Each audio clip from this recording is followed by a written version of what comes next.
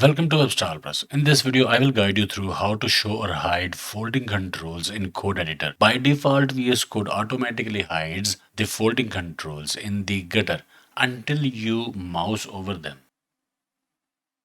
You see these arrows?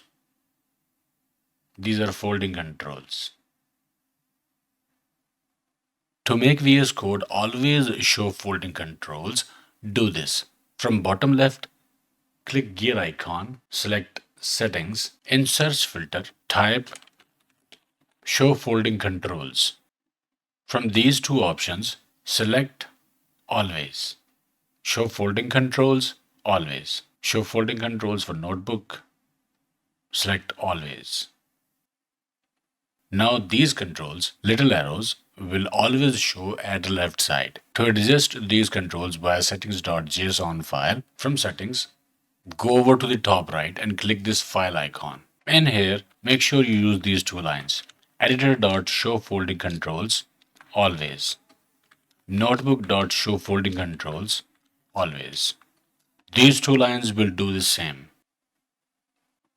And folding controls will be always visible. Okay, I hope it helped. Like, share, subscribe, and I will see you in the next one.